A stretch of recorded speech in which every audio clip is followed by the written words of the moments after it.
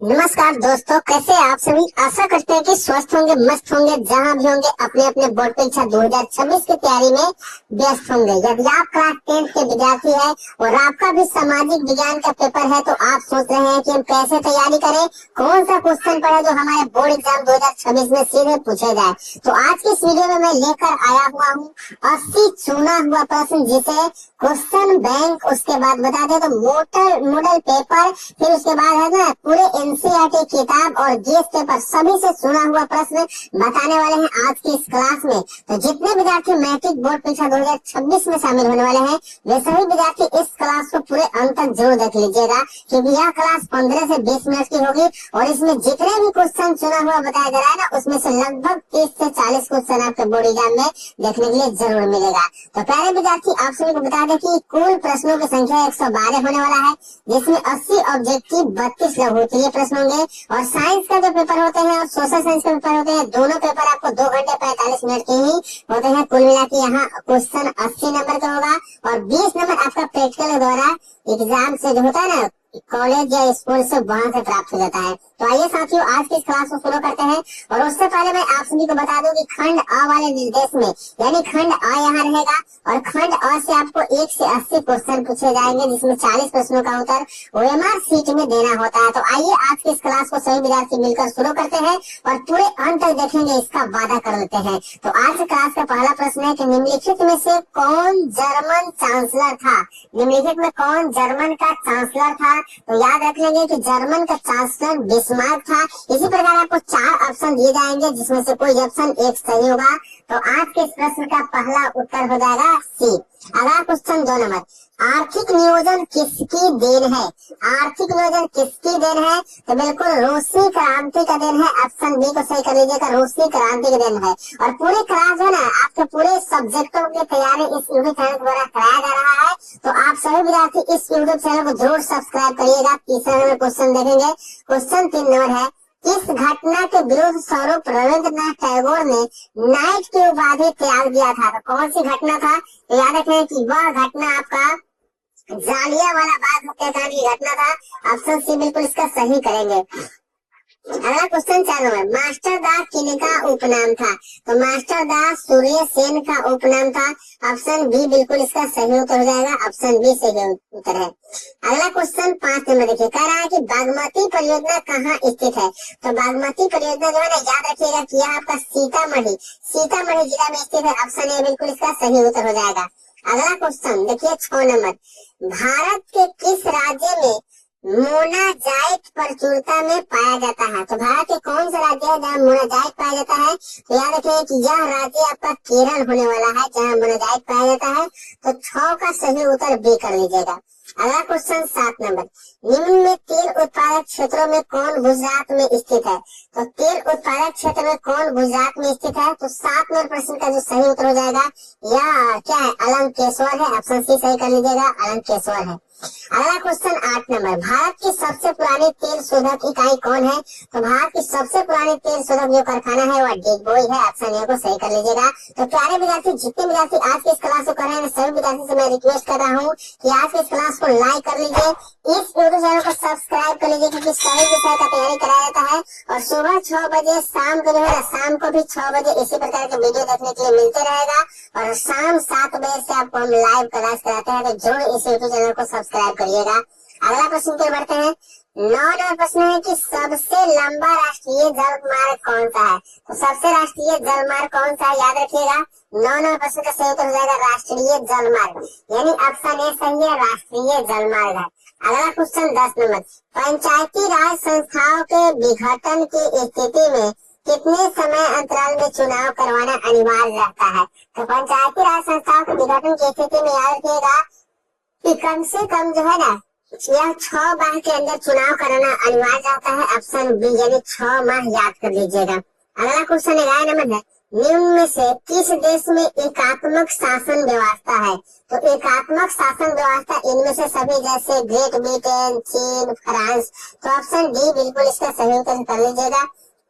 अगला question 12 number, निम्न में से किसका गठन आर्थिक नियोजन में राज्यों की भागीदारी सुनिश्चित करने के लक्ष्य से हुआ था? यानी किसका जो गठन है ना आर्थिक नियोजन में राज्यों की भागीदारी सुनिश्चित करने के लिए हुआ था? तो 12 नंबर क्वेश्चनों का सही उत्तर हो जाएगा राष्ट्रीय विकास परिषद। राष्ट्रीय विकास परिषद ऑप्शन बी बिल्कुल इसका सही उत्तर हो जाएगा। चलिए बढ़ते हैं नेक्स्ट क्वेश्चन यानी 13 प्रश्न की ओर। बिल्कुल आप लोग सभी विद्यार्थी अंत तक क्लास को करेंगे।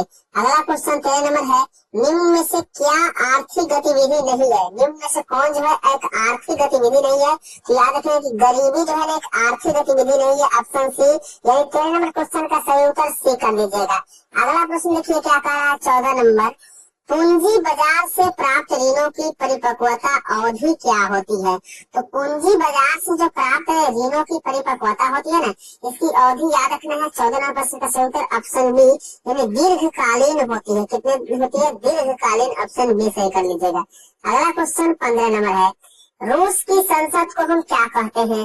रूस की संसद को क्या कहते हैं? तो इसका सही उत्तर हो जाएगा इन्हें हम ड्यूमा कहते हैं। क्या कहते हैं? ड्यूमा, ऑप्शन सी सही है। अगला क्वेश्चन 16 नंबर, भारतीय कम्युनिस्ट पार्टी की स्थापना कहाँ हुई थी? तो कम्युनिस्ट पार्टी का स्थापना याद रखिएगा कि ताशकंद में हुआ था, ऑप्शन सी बिल्कुल सही है। ठीक है, अगला प्रश्न को बढ़िए। क्वेश्चन नंबर 17 क्या कह रहा है, भारत विश्व व्यापार संगठन का सदस्य कब बना? तो भारत जो है विश्व व्यापार संगठन का सदस्य कब बना था? 17 प्रश्न का सही उत्तर करिएगा 1995 में बना था। कब बना था? 1995 में, ऑप्शन ए को सही कर लीजिएगा। अगला क्वेश्चन 18 नंबर, निम्न में से कौन सूती वस्त्र उत्पादन में अग्रणी है? तो सूती वस्त्र उत्पादन में अग्रणी कौन है? तो 18 नंबर प्रश्न का सही उत्तर करेंगे यह मुंबई हो जाएगा, ऑप्शन सी है मुंबई हो जाएगा। ठीक है, अगला प्रश्न को बढ़ते हैं। क्वेश्चन नंबर 19 क्या कह रहा है कि औस का प्रकार है। औस किसका प्रकार है? याद रखें कि औस एक धान का प्रकार है, ऑप्शन बी बिल्कुल सही उत्तर हो जाएगा। अगला प्रश्न की ओर बढ़ेंगे। 20 नंबर क्वेश्चन है, निम्न में से कहाँ सामाजिक विभाजन का आधार भाषा था? निम्न में से कहाँ सामाजिक विभाजन का आधार भाषा था? तो 20 नंबर प्रश्न का सही उत्तर करेंगे यानी बेल्जियम में। कहा था? बेल्जियम में, ऑप्शन है। बिल्कुल इस क्लास को पूरे अंत तक देख लीजिएगा। जितने इंपोर्टेंट क्वेश्चन है चुना हुआ प्रश्न सभी 15 से 20 मिनट के अंदर में आपको मैं बता दूंगा। 21 नंबर क्वेश्चन है, अंतर्राष्ट्रीय महिला दिवस की घोषणा किस वर्ष की गई थी? तो अंतर्राष्ट्रीय महिला दिवस की घोषणा की बात कर रहा है तो यह 1975 में किया गया था, ऑप्शन में बिल्कुल सही उत्तर हो जाएगा। अगला क्वेश्चन देखिए 22 नंबर प्रश्न है, 1974 के जन संघर्ष को किस नाम से जाना जाता है? तो 1974 को जो जन संघर्ष हुआ था ना इसे हम लोग संपूर्ण क्रांति के नाम से जानते हैं, ऑप्शन बी बिल्कुल सही है, संपूर्ण क्रांति के नाम से जानते हैं। अगला क्वेश्चन 23 नंबर, गरीबी रेखा निर्धारण का कैलोरी मापदंड किसने दिया? तो गरीबी रेखा निर्धारण का कैलोरी मापदंड किसने दिया? तो 23 नंबर प्रश्न का सही उत्तर है यह योजना आयोग के द्वारा दिया गया, ऑप्शन बी सही है, योजना आयोग के द्वारा दिया गया। अगला क्वेश्चन 24 नंबर कह रहा है, निम्न में से किस देश की मुद्रा कह रहा है रुपया है? तो रुपया की अगर बात की जाए तो ये ऑप्शन डी बिल्कुल सही हो जाएगा, क्योंकि हमारे देश भारत में भी रुपया है, पाकिस्तान में भी रुपया बोला जाता है और नेपाल में भी रुपया बोला जाता है, तो ये बिल्कुल ऑप्शन डी सही उत्तर हो जाएगा। अगला प्रश्न है, हेगेल किस देश का दार्शनिक था? तो हेगेल याद रखिएगा यह आपका जर्मनी का दार्शनिक था, ऑप्शन सी बिल्कुल सही है, जर्मनी का दार्शनिक था। अगले प्रश्न पर बढ़ेंगे 26 नंबर क्वेश्चन और मैं आपसे से रिक्वेस्ट करूंगा कि पूरे क्लास को अंत तक जरूर देखिएगा। अगला क्वेश्चन 26 नंबर है, गांधी जी ने किस गोलमेज सम्मेलन में भाग लिया? तो गांधी जी द्वारा भाग लिया गया था वह गोलमेज सम्मेलन था द्वितीय गोलमेज सम्मेलन। कौन सम्मेलन? द्वितीय गोलमेज सम्मेलन, ऑप्शन बी सही उत्तर है। अगला क्वेश्चन देखिए 27 नंबर, वरना क्या है क्यूनाइन का उपयोग होता है? क्यूनाइन का उपयोग कब किया जाता है? याद रखिएगा कि इसका मलेरिया में उपयोग होता है, ऑप्शन ए सही है, मलेरिया में क्यूनाइन का उपयोग होता है। अगला क्वेश्चन 28 नंबर है, निम्न में से पुरानी जलोढ़ मिट्टी कौन सा है?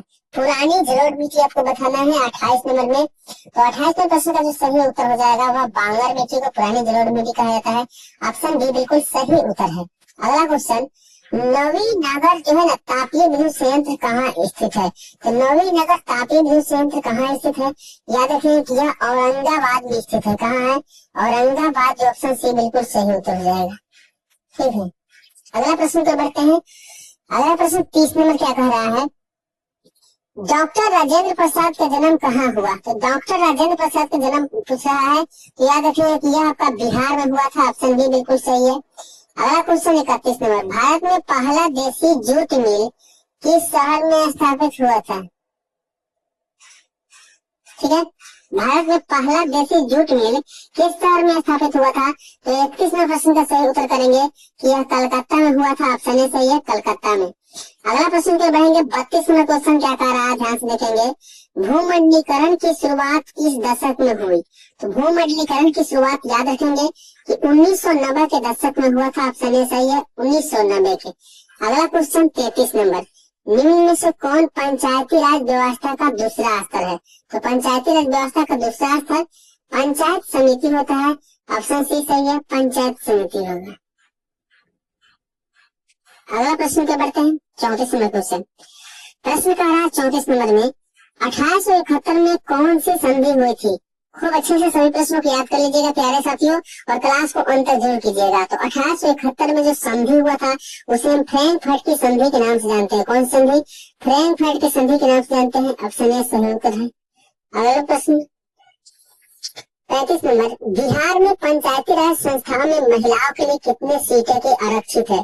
तो पंचायती राज संस्थाओं में महिलाओं की सीटों की अगर बात की जाए तो कुल मिला के 50% आरक्षित है। ऑप्शन ए सही है, 50% आरक्षित है। अगला प्रश्न 36 नंबर में क्या कह रहा है, खूब गौर से देखेंगे। 36वां प्रश्न, निम्न तलीय जल जमाव वाले क्षेत्र को हम क्या कहते हैं? तो निम्न तलीय जो जल जमाव होते हैं ना, उस क्षेत्र को वेटलैंड क्षेत्र कहते हैं। वेटलैंड क्षेत्र कहते हैं। ऑप्शन ए सही है। अगला प्रश्न है 37 नंबर। 37वां क्वेश्चन है कि जर्मनी के एकीकरण का प्रमुख वास्तुकार कौन था? तो जर्मनी के एकीकरण का प्रमुख वास्तुकार जो है ना, वह हमारे बिस्मार्क जी थे। ऑप्शन बी सही है, बिस्मार्क जी थे। ठीक है, अगले प्रश्न के बढ़ते हैं। 38 नंबर प्रश्न कह रहा क्वेश्चन में स्वर्णिम चतुर्भुज योजना महामार्ग इनमें से किस शहर को नहीं जोड़ता है? तो स्वर्णिम चतुर्भुज योजना महामार्ग जो है इनमें से किसे नहीं जोड़ेगी? तो 38 नंबर प्रश्न का सही उत्तर हो जाएगा, यह गुवाहाटी को नहीं जोड़ेगी। ऑप्शन बी है सही, गुवाहाटी। अगला क्वेश्चन 39 नंबर, गांधी जी ने भारत में सत्याग्रह का पहला प्रयोग कहाँ किया था? तो पहला प्रयोग याद रखिएगा चंपारण में किया था। ऑप्शन ए सही है, चंपारण में किया था। ठीक है, आगे बढ़ते हैं। 40वां क्वेश्चन क्या कह रहा है, अखिल भारतीय किसान सभा का गठन कहाँ और कब हुआ था? तो अखिल भारतीय किसान सभा का गठन कब और कहाँ पूछा जा रहा है? तो लखनऊ में हुआ था और 1936 में हुआ था। याद रखेंगे, लखनऊ 1936 में हुआ था। ऑप्शन सी बिल्कुल सही उत्तर हो जाएगा। ठीक है, तो प्यारे साथियों, आपको 40 क्वेश्चन बताना होता है एग्जाम में, लेकिन मैं एक पूरे क्वेश्चन करवा रहा हूँ आज की क्लास में। तो अभी तक नहीं लाइक किए हैं जितने विद्यार्थी, इस क्लास को लाइक करके यूट्यूब चैनल को जरूर सब्सक्राइब करिएगा।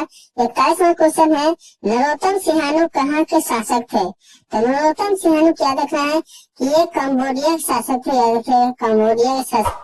ठीक है, अगला प्रश्न है 42 नंबर, भारत में न्यूनतम मजदूर कानून किस वर्ष पारित हुआ था? तो न्यूनतम मजदूर कानून जो है ना, याद रखिएगा कि यह 1948 में पारित हुआ था। ऑप्शन डी सही है, 1948 में बाल मजदूर को ठीक है हटा दिया गया था, सॉरी पारित किया गया था। तो ऑप्शन डी बिल्कुल सही उत्तर है। अगला क्वेश्चन 43 नंबर देखिए, प्रश्न कह रहा है राष्ट्रवाद की अवधारणा का जन्म किस घटना से माना जाता है? तो राष्ट्रवाद की जो अवधारणा की घटना है ना, वह पूर्ण जागरण से माना जाता है। पुनर्जागरण से माना जाता है। ऑप्शन जो है ए बिल्कुल सही उत्तर कर रहे हैं। अगला प्रश्न, मेटरनिक कौन था बताइए? मेटरनिक कौन था? मेटरनिक एक ऑस्ट्रिया के चांसलर था। मेटरनिक ऑस्ट्रिया का चांसलर था। ऑप्शन ए सही करेंगे। अगला प्रश्न पे बढ़िएगा, क्वेश्चन आगे कह रहा है यानी 45 नंबर के बढ़ेंगे।